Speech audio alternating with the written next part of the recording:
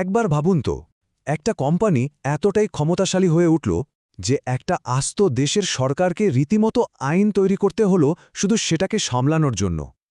অবিশ্বাস্য লাগছে, তাই না? কিন্তু ঠিক এটাই ঘটেছিল ইস্ট ইন্ডিয়া কোম্পানির ক্ষেত্রে। আর সেই আইনটাই হল ১৭৭৩ সালের রেগুলেটিং অ্যাক্ট। এই ঘটনাটা কিন্তু আমাদের একটা খুব জরুরি প্রশ্নের মুখোমুখি করে, যা আজকের দিনেও সমানভাবে সত্যি। যখন কোনো কর্পোরেশনের ক্ষমতা একটা দেশের থেকেও বেশি হয়ে যায়, তখন কি হতে পারে? আর এই প্রশ্নের উত্তর হিসেবেই কিন্তু এসেছিল ১৭৭৩ সালের রেগুলেটিং অ্যাক্ট। এটা ছিল ভারতে ব্রিটিশ শাসনকে একটা কাঠামোয় ফেলার প্রথম চেষ্টা, আর একটা প্রাইভেট কোম্পানিকে সরকারি নিয়ন্ত্রণে আনার এক যুগান্তকারী পদক্ষেপ। কিন্তু প্রশ্নটা হলো, হঠাৎ করে এমন একটা আইনের দরকার পড়ল কেন? পরিস্থিতি ঠিক কতটা হাতের বাইরে চলে গিয়েছিল যে ব্রিটিশ পার্লামেন্টকে সরাসরি হস্তক্ষেপ করতে হলো? চলুন সেটাই দেখি। আচ্ছা, বাইরে থেকে দেখলে কিন্তু মনে হবে কোম্পানির অবস্থা বেশ দারুণ। মানে, একদিকে কোম্পানি প্রায় দেউলিয়া হয়ে যাচ্ছে, আর ঠিক তখনই তারা শেয়ার হোল্ডারদের জন্যে ১২.৫%-এর বিশাল ডিভিডেন্ড ঘোষণা করে দিল। কিন্তু এটা ছিল পুরোটাই একটা ধোঁকা। আসলে পর্দার আড়ালে ছবিটা ছিল একেবারে অন্যরকম। ১৭৬৯ সাল নাগাদ কোম্পানির মাথায় চেপে বসেছিল প্রায় ৬০ লক্ষ পাউন্ডের বিশাল এক দেনা। একবার ভাবুন, একদিকে ঋণের পাহাড় আর অন্যদিকে এত বড় লাভের ঘোষণা। বোঝাই যাচ্ছে ভেতরে ভেতরে কি ভয়ানক একটা খেলা চলছিল। এই পতনের পেছনে কারণও ছিল অনেক। কোম্পানির অফিসাররা তখন দুর্নীতি আর নিজেদের ব্যক্তিগত ব্যবসায় পুরোপুরি ডুবে গিয়েছিল। তার ওপর ১৭৭০ সালে বাংলায় হল সে ভয়াবহ দুর্ভিক্ষ যা আমরা ৭৬-এর মন্বন্তর নামে চিনি। প্রায় ১ কোটি মানুষ মারা গেল, কিন্তু কোম্পানির ট্যাক্স আদায় এক চুলও কমল না। এই অমানবিকতা আর লাগাম ছাড়া লোভ ব্রিটিশ পার্লামেন্টকে রীতিমতো নাড়িয়ে দিল। তারা বুঝতে পারছিল নিজেদের ক্ষমতা টিকিয়ে রাখতে হলে এই কোম্পানিকে নিয়ন্ত্রণ করতেই হবে। আর কোম্পানির কফিনে শেষ পেরেকটা তারা নিজেরাই ঠুকল, যখন দেনার দায় ডুবে গিয়ে ব্রিটিশ সরকারের কাছে ১০ লক্ষ পাউন্ড লোন চাইল। পার্লামেন্ট যেন আকাশের চাঁদ হাতে পেল। এই লোন চাওয়ার ঘটনাটা বলা যেতে পারে কোম্পানির স্বাধীনতার মৃত্যু পরোয়ানায় সই করার মতোই ছিল। আর এই সুযোগটাকেই কাজে লাগিয়ে ব্রিটিশ পার্লামেন্ট নিয়ে এলো তাদের নতুন পরিকল্পনা, রেগুলেটিং অ্যাক্ট। এটা আসলে কোম্পানিকে বাঁচানোর নামে তার উপর পুরোপুরি কন্ট্রোল নিয়ে নেওয়ার একটা নিখুঁত চাল ছিল। এই আইনের দুটো মূল দিক ছিল। একদিকে যেমন লন্ডনে কোম্পানির পরিচালন ব্যবস্থায় বদল আনা হল, তেমনি অন্যদিকে ভারতে তৈরি করা হলো একটা সম্পূর্ণ নতুন প্রশাসনিক আর বিচার ব্যবস্থা।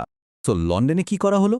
কোর্ট অফ ডিরেক্টরসের সদস্য সংখ্যা ২৪ জনে ফিক্স করে দেওয়া হলো, আর তাদের মেয়াদ ১ বছরের বদলে ৪ বছর করা হলো।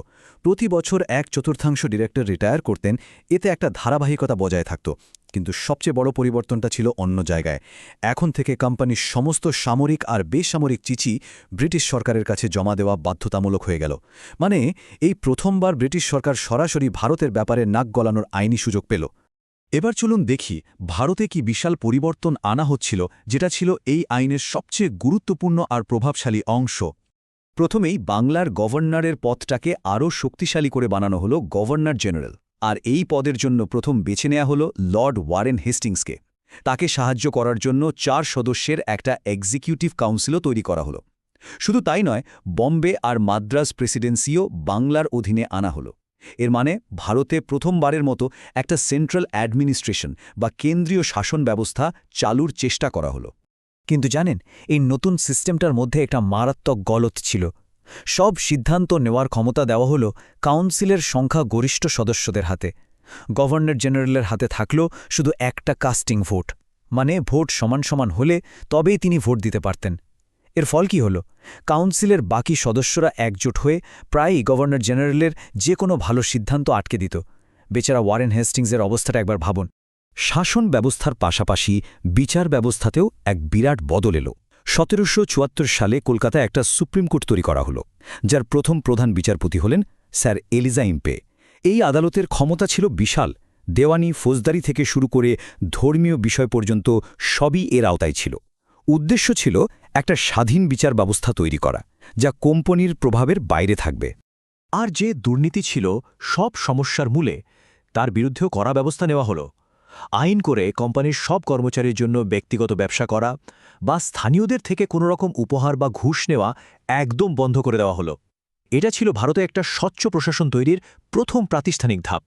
এত সব বড় বড় পরিবর্তন, এত ভালো উদ্দেশ্য, কিন্তু আইনটা কি সত্যি সফল হয়েছিল, নাকি এর মধ্যেও মারাত্মক কোনো ফাঁকফোকর থেকে গিয়েছিল? সত্যি বলতে এই আইনের উদ্দেশ্য দারুণ হলেও এর বাস্তবায়নে অনেক বড় সমস্যা ছিল। একদিকে এর লক্ষ্য ছিল ক্ষমতার ভারসাম্য আনা, কিন্তু অন্যদিকে গভর্নর জেনারেলের ক্ষমতাকে শক্তিশালী না করে বরং কাউন্সিলের কাছে দুর্বল করে দেওয়া হলো। অনেক নিয়মকানুন অস্পষ্ট ছিল, যার ফলে নতুন সুপ্রিম কোর্ট আর গভর্নর জেনারেলের কাউন্সিলের মধ্যে ক্ষমতা নিয়ে প্রায়ই ঝামেলা লাগত। ফলে ওয়ারেন হেস্টিংসের পক্ষে কাজ করাটা আরও কঠিন হয়ে পড়েছিল।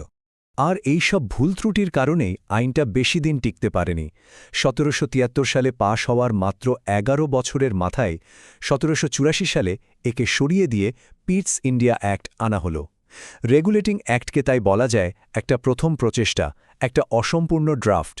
তাই ইতিহাস এই আইনটিকে মনে রেখেছে একটা খুবই গুরুত্বপূর্ণ কিন্তু ব্যর্থ পদক্ষেপ হিসেবে। এটা ভারতে ব্রিটিশ শাসনের সাংবিধানিক ভিত্তি গড়ে দিয়েছিল ঠিকই, কিন্তু এর নিজের ভেতরের ত্রুটির কারণেই এটা শেষ পর্যন্ত ব্যর্থ হতে বাধ্য ছিল।